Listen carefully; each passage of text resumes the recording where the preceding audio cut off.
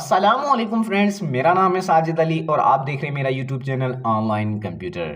Friends, आज की इस वीडियो में हम बात करने वाले हैं एक्सेल के बारे में। फ्रेंड्स, हमारा एक कोर्स ऑलरेडी चल रहा है एमएस वर्ड का, वो भी आप मेरे यूट्यूब चैनल पर देख सकते हैं। उसके साथ साथ मैंने एक्सेल का भी कोर्स स्टार्ट किया है जिसकी आज फर्स्ट क्लास है, यानी क्लास 1।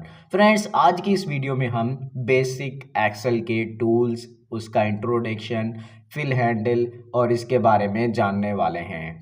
हम बात करेंगे एक्सेल की एनाटॉमी पर। तो सबसे पहले फ्रेंड्स, ये ऑप्शन नेम बॉक्स का होता है। नेम बॉक्स क्या होता है? बेसिकली आप जिस भी सेल में अपना कर्सर और माउस पॉइंटर रखेंगे उसमें सेल का नाम शो हो रहा होता है, जैसे B16, E16, A1 और ये सेल के नाम है।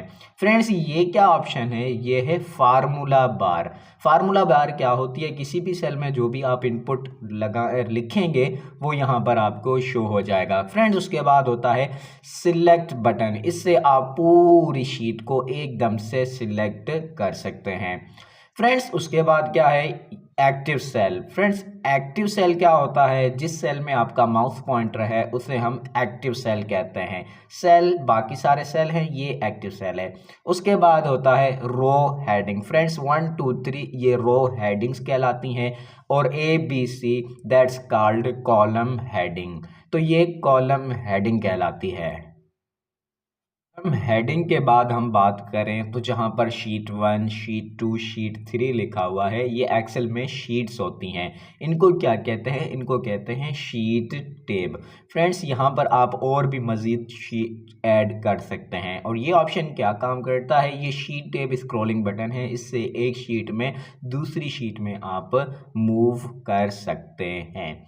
फ्रेंड्स, ये है स्क्रॉल बार। स्क्रॉल बार के दो टाइप्स होते हैं। कौन से? एक होती है हॉरिजेंटल स्क्रॉल बार, एक होती है वर्टिकल स्क्रॉल बार। फ्रेंड्स, ये हॉरिजेंटल स्क्रॉल बार है और जो ऊपर से नीचे पेज को करने के लिए होती है वो होती है वर्टिकल रूलर बार। तो फ्रेंड्स, ये क्या है? ये जूम स्लाइडर है, पेज को जूम इन और जूम आउट करने के लिए यूज़ होता है। तो फ्रेंड्स, ये पूरी जो है वो शीट कहलाती है और इसमें एक्सेल में बहुत सारी शीट्स होती हैं। उसके बाद हम बात करेंगे introduction of MS Excel.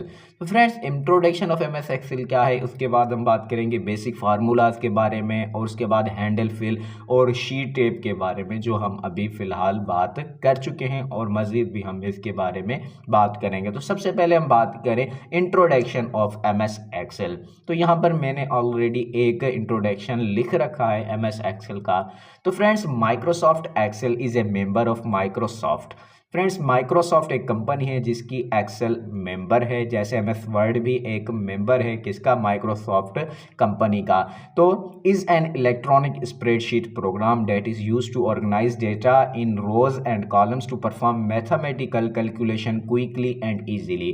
Friend, जैसे एमएस वर्ड जो होता है वो टेक्स्ट बेस्ड होता है, यानी कि जो टेक्स्ट का सारा काम होता है वो एमएस वर्ड में हम करते हैं। इसी तरीके से अगर आप कैलकुलेशन से रिलेटेड काम करना चाहते हैं तो वो सारा काम आप इजीली एक्सेल के अंदर परफॉर्म कर सकते हैं, जो इंशाल्लाह हम सीखने वाले हैं। फ्रेंड्स, उसके बाद होता है basics of MS Excel. MS Excel की बेसिक्स क्या होती हैं? एक्सी फाइल नेम क्या होती है? एक्सेल होती है। एक्सटेंशन क्या होती है? .xlsx होती है। Document name of MS Excel क्या है? वो है workbook. Single page of MS Excel, एक सिंगल जो पेज होता है एमएस एक्सेल का उसे हम कहते हैं वर्कशीट। उसके बाद होता है माउस पॉइंटर, या उसको हम कहते हैं एमएस वर्ड में कर्सर, बट हम यहाँ पर उसको कहते हैं सेल पॉइंटर। तो फ्रेंड्स, ये थी एक्सेल की इंट्रो। तो फ्रेंड्स, इसमें अगर आपको कोई भी बात समझ में नहीं आई तो आप मुझसे कमेंट बॉक्स में पूछ सकते हैं। फ्रेंड्स, उसके बाद है बेसिक्स फार्मूला। तो बेसिक फार्मूला यूज़ कौन से होते हैं एमएस एक्सेल में? उसके लिए मैं जाऊंगा एक नई शीट पर। नई शीट पर अगर ना भी जाएं तो आप यहाँ पर रहकर मैं आपको समझा देता हूँ। दैट मीन्स कि यहाँ पर आप कोई भी नंबर ऐड कर लें। बेसिक फार्मूला से मुराद ये होता है कि आप इसमें बेसिक्स काम कौन से कर सकते हैं? पिलर्स, माइनस, मल्टीप्लाई, डिवाइड और ये सारे काम आप इसमें इजीली कर सकते हैं। फ्रेंड्स एक्सेल में ये शर्त होता है कि आपने जब भी कैलकुलेशन करनी है तो वहाँ पर क्या करना है, सबसे पहले आपने इक्वल की साइन लाजमी प्रेस करनी है। इक्वल साइन करने के बाद आप जो है वो अपना कैलकुलेशन कर सकते हैं। तो यहाँ पर मैं पहले आपको कुछ लिख कर बता देता हूँ। जैसे कि मैंने लिखा है इक्वल 7 + 7। जैसे ही आप इंटर का बटन प्रेस करेंगे आपकी कैलकुलेशन हो जाएगी। दैट मीन्स कि यहाँ पर रिजल्ट आपको शो हो रहा है 14। उसके बाद मैं दोबारा से लिखता हूँ इक्वल 7 - 7। तो क्या आंसर आया 0। उसके बाद मैं लिखता हूँ इक्वल सॉरी यहाँ पर मैंने इक्वल नहीं लगाया, खैर देखते हैं 7 × 7। जैसे करेंगे कोई भी एक्शन परफॉर्म नहीं होगा। क्यों? क्योंकि हमने इक्वल की साइन प्रेस नहीं की। इक्वल 7 × 7 49। उसके बाद दोबारा से आप डिवाइड भी कर सकते हैं। सो डिवाइड के लिए आपने करना क्या है, इक्वल की साइन प्रेस करनी है।